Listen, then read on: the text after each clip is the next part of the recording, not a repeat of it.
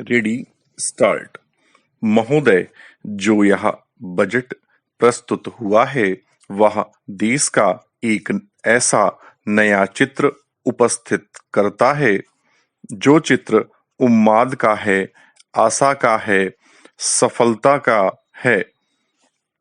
इसमें नए कर ज्यादा नहीं लगाए गए हैं और जो थोड़े से कर लगाए भी गए हैं वे इस ढंग से लगाए गए हैं कि सभी लोगों पर उसका बोझ पड़ता है। इससे भी उनको निराशा हुई है। दूसरी बात जिससे उनको निराशा हुई है यह है कि 1-2 वर्ष देश को लेन देन के मामले में कठिनाई का सामना करना पड़ा था। योजना को कठिनाई में पड़ना पड़ा था। वह कठिनाई दूर हो गई है और मैं सदन की तरफ से उन देशों को धन्यवाद देना चाहता हूं। उन देशों के प्रति आभार प्रदर्शित करना चाहता हूं जिन्होंने हमारी इस कठिनाई को दूर करने में आगे बढ़कर हाथ बटाया है। मेरे मित्रों को इससे निराशा हुई है कि विदेशी सहायता बहुत ज्यादा और तेजी से पहुंच रही है और हमारी जो कठिनाई दूर हो गई है इससे उनको परेशानी हुई है। कम्युनिस्ट इसलिए भी परेशान है कि पिछले 1-2 वर्षों में देश की पैदावार बहुमुखी ढंग से बढ़ी है। औद्योगिक पैदावार बढ़ी है। यह उनके लिए निराशा का कारण बना है। उनकी निराशा इसलिए भी बढ़ी है कि उनका मालिक, उनका मित्र हमारे देश की सीमा पर जब फौज लेकर खड़ा है और जब देश पर खतरा है तो क्यों देश की आर्थिक हालत, क्यों देश की वित्तीय हालत तथा दूसरी हालत इतनी अच्छी हुई है और क्यों इतनी अच्छी छवि उभरी है। लेकिन उनकी निराशा हमारी सबसे बड़ी आशा है।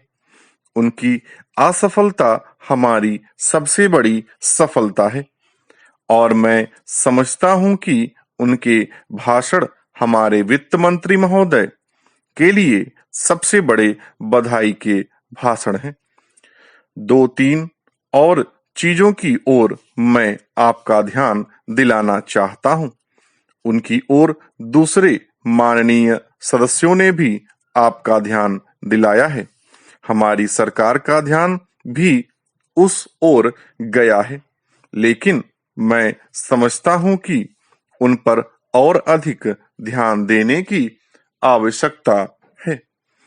पहली बात तो यह है कि जब चीजों की पैदावार बढ़ रही है, जब देश उन्नति की तरफ जा रहा है, तब भी देश में कीमतें बढ़ रही हैं। महोदय, यह मानना कि उनको रोका नहीं जा सकता गलत है।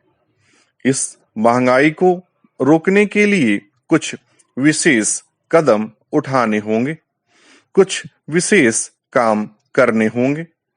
एक विशेष चीज जो इस बजट में आई है और जो घबराहट पैदा करने वाली है यह है कि देश की पैदावार तो बढ़ रही है, देश का विकास तो हो रहा है, लेकिन इसके साथ ही साथ देश की बेकारी बढ़ रही है और खास तौर पर पढ़े लिखे लोगों की बेकारी बढ़ रही है।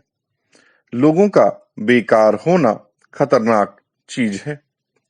हमारी स्वतंत्रता के बाद शायद यह पहला अवसर है जब हमारी स्वतंत्रता के ऊपर आघात हुआ है और हम जिस प्रकार अपनी स्वतंत्रता की प्राप्ति के समय अपना सर्वस्व बलिदान करने के लिए तैयार थे, उसी प्रकार इस समय भी हमें तैयार होना होगा।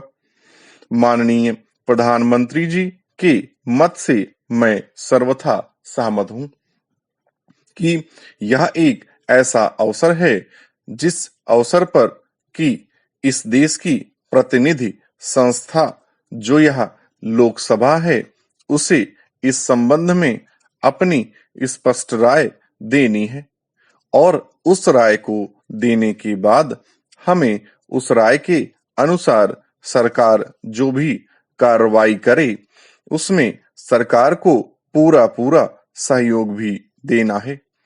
प्रजातंत्र में प्रजा के पूर्ण सहयोग के बिना काम नहीं चल सकता, चाहे वह कोई काम हो, छोटा काम हो या बड़ा काम हो। फिर यह तो हमारी स्वतंत्रता की रक्षा का प्रश्न है और ऐसे अवसर पर प्रजातंत्रवादी राष्ट्र को उसकी सारी प्रजा को सरकार के साथ सहयोग के लिए तैयार रहना चाहिए। मैंने यह बात कई बार कही और मैं फिर इसे दोहराना चाहता हूं कि अनेक ऐसी बातें हैं जिनमें कि भिन्न भिन्न राजनीतिक दलों के होते हुए भी सब राजनीतिक दल मिलजुल कर काम कर सकते हैं। यह एक ठीक इसी प्रकार का अवसर है। मैं अपने प्रधानमंत्री जी की वैदेशिक नीति का बड़ा भारी समर्थक रहा हूं और कल इस सदन में इस संबंध में जो बहस हुई, उससे भी यह पूरा परिणाम निकाला जा सकता है कि जहां तक हमारी वैदेशिक नीति के सिद्धांतों का संबंध है, वहां तक इस सदन का कोई दल, इस सदन का कोई भी सदस्य उन सिद्धांतों के विरुद्ध नहीं है। कल मैंने बड़े ध्यान से अपने साम्यवादी दल के नेता का भाषण सुना।